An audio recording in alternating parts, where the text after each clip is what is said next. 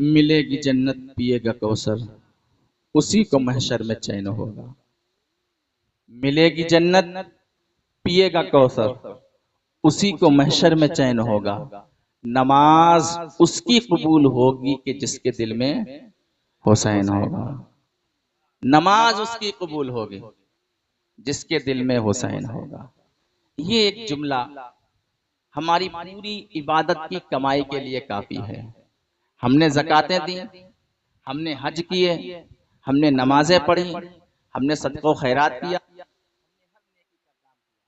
लेकिन इमाम आली मकाम से हमने अपने दिल में बुग़्ज़ रखा तो सब खत्म हो गया।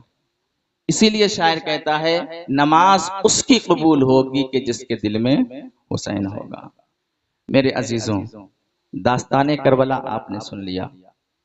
ये सिर्फ दास्ताने करबला नहीं है, बल्कि ये इबरते करबला भी है, ये दर्सगाहे करबला भी है, ये हिकमत करबला भी है, ये हिदायत करबला भी है। इसके अंदर बेशुमार मौजू छुपे हुए हैं। दास्तान तो ये हो गई कि हमने सुन लिया कि 10 मुहर्रमुल हराम को सुबह से लेकर दोपहर तक कुछ हिस्सा गुजरने तक सबके सब शहीद हो गए। ये दास्तान करबला होगा। लेकिन इसमें पैगाम क्या गया? पैगाम करबला क्या है? हिकमत करबला क्या है? दरसे करबला क्या है? हमें उस पर गौर करना है। हमने आयत की तिलावत की, रब्बे कायनात ने इरशाद फरमाया वल अस्र, कसम है जमाने की, इन्नल इंसाना लफी खुस्र, जितने भी कायनात में इंसान हैं सब के सब घाटे में हैं, सब घाटे में हैं। ये ऐलान किया रब्बे कायनात ने। अब हमारे दिल में एक सवाल है कि जब सब घाटे में हैं तो फिर हमें नमाज पढ़ने से क्या फायदा? जब घाटा ही है, एक बिजनेस कर रहा हो इंसान कि 1 हफ्ता गुजर जाए, 2 हफ्ते गुजर जाए, 3 हफ्ते गुजर जाए उसके, लेकिन उसे बिजनेस में घाटा ही घाटा है, तो जाहिर सी बात है उसे कुछ तो सोचना पड़ेगा कि या तो ये काम खत्म किया जाए, या जो इसका सबसे अच्छा माहिर है उससे बात की जाए कि आखिर किस तरीके से हम चंद पैसे बचाएं। तो जब हर इंसान घाटे में है तो हमारी नमाजें, हमारे सजदे, हमारे रोजे सब बेकार। लेकिन रब फरमाता है ऐसा नहीं है, इन्नल इंसान लफी खुस्र, हर इंसान घाटे में है मगर इल्लल्लज़ीना आमनू व अमिलुस सालिहात, मगर वो लोग जो ईमान लाए और अच्छे काम किए। तो गोया के एक लिस्ट बन गई, जो ईमान ले आए वो घाटे से निकल गए और अच्छे काम करने लगे वो घाटे से निकल गए। अब सिर्फ ईमान लाना, ला इलाहा इल्लल्लाह पढ़ लेना यही काफी है, मुहम्मदुर रसूलुल्लाह पढ़ लेना यही काफी है हमारे लिए? क्या इसके आगे हमें और कुछ करना है? सिर्फ हमने कलमा तैयबा पढ़ लिया या अपने मुसलमान के घर में हमने जन्म ले लिया, जन्म लेने के बाद मेरी आंख खुली, कान के अंदर मेरी आजानें सुना दी गई, उसके बाद थोड़ा कदम आगे बढ़ाया तो अकीका कर दिया गया, क्या मुसलमान के लिए काफी? आगे रब ने ऐलान फरमा दिया, ईमान लाने के बाद कामयाबी तो है आपके पास, लेकिन सबसे ज्यादा कामयाबी उसके लिए है वतवासौ बिल हक, जिसने हक के दामन को मजबूती से थामा, वतवासौ बिस सब्र, और जिसने सब्र को लिया है।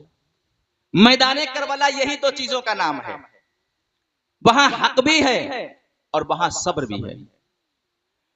क्योंकि करबला के मैदान में एक तरफ आप नजारा करेंगे तो सारी कायनात की हक्कानियत, हजरत आदम से लेकर के ईदम तक जितनी भी हक्कानियत है, जितनी भी सच्चाई है, नमाज को तरक्की देना, सज्जों को तरक्की देना, ज़कात को तरक्की देना, हज को तरक्की देना, झूठ को खत्म करना, गीबत को खत्म करना, चुगली को खत्म करना, बेहयाई को खत्म करना, बेपर्दगी को खत्म करना, हुकूक की पामाली करने वालों को खत्म कर देना, ये जितनी भी चीजें हैं ये तमाम की तमाम इमाम आली मकाम के अंदर जमा है।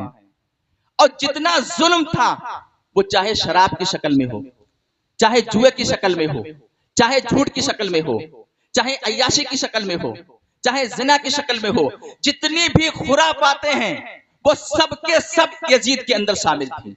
तो गोया कि एक तरफ हक है और एक तरफ बातिल है, और हक का मामला यह है कि मेरे इमाम ने वतवासौ बिल हक का दामन ऐसा थामा कि अली असगर तक को कुर्बान कर दिया, लेकिन हक के सामने आपने अपना सीना कायम रखा, बातिल के सामने झुकाया नहीं।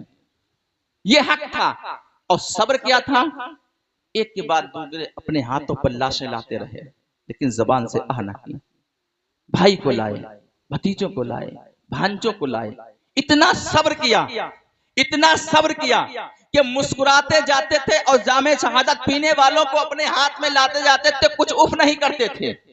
तो गोया कि इस सूरत पाक का जो सबसे अच्छा मफहूम है, वतवासु बिल हक वतवासु बिस सब्र, इसका सबसे ज्यादा अगर किसी ने समझा है तो इमाम आली मकाम ने समझा है। हक को भी अपने साथ में रखा है और सब्र को भी अपने साथ में रखा है।